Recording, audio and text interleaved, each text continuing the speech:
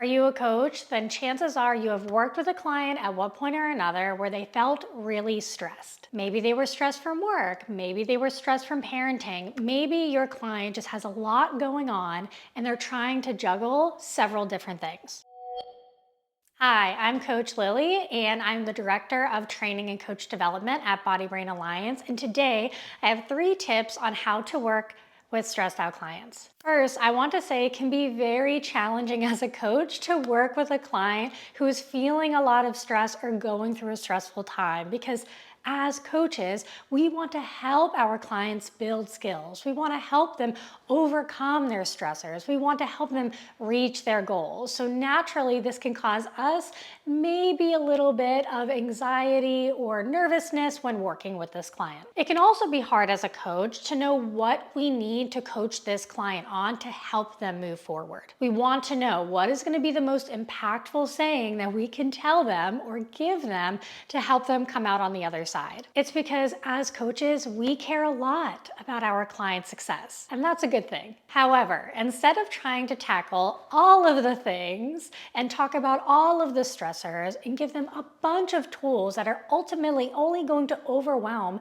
the client more and leave them more confused on how to move forward, here's what you should do instead. Ask them this one question. If you could achieve anything this week, what would it be? This provides an opportunity for the client to get essential and to get clear on what is the number one priority. We know from our own stressors in life, but especially when we see it in clients, our brains tell us we have to fix all of the things. We have to start juggling a lot of different plates, and we have to find solutions to several things at the same time. But we know this doesn't ultimately help us get past the stressors. Sometimes doing more is not the answer.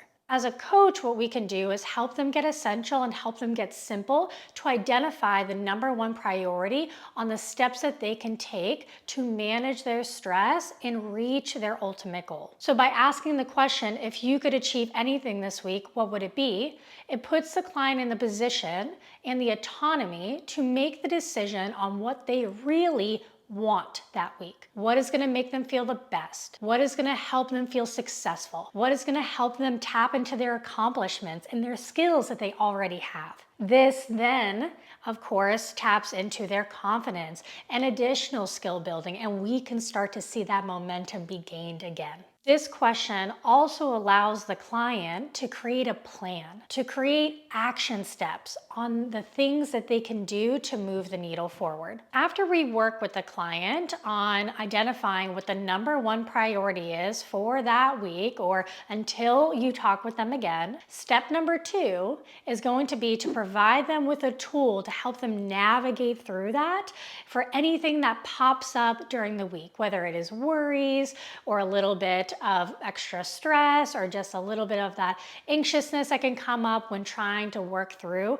those stressful times. Some ideas can be journaling or a brain dump, which can be really impactful when they feel like they have a lot of swimming thoughts in their brain, and it helps them kind of get it out on paper or on their phone or wherever it is so that it's no longer in their brain, they have it in another place. It can also be very impactful to encourage your clients to give themselves a moment each day to reflect on what their goal is, what they are working towards, and why it is so important for them. So we've had our client pick the number one priority to actually identify what is the number one thing they want to work on that week to move the needle forward.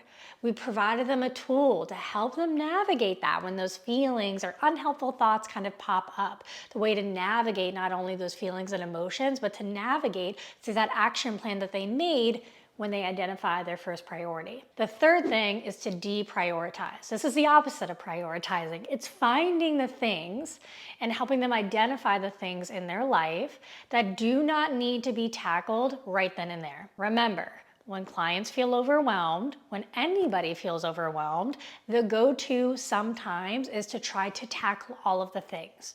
And we know that that's not helpful. So by preventing that overwhelm, we can intentionally choose not to do other things. We can make the conscious choice when looking at our to-do list, when clients are looking at their task list for the day or for the week and choosing what can be postponed, what can be delegated, or what can just be simply not put on the list at this time until they overcome that more stressful period and come out on another side where they feel like they have a little bit more capacity to tackle it. This basically allows more room for growth and minimizes all of that extra stuff that would only be contributing to their stress. As a coach, if you want more assistance when working with clients and helping them achieve the most success, our Academy Pro is a wonderful resource that has ongoing support to help you be a better coach. Thank you for watching, and don't forget to like, subscribe, and share this video.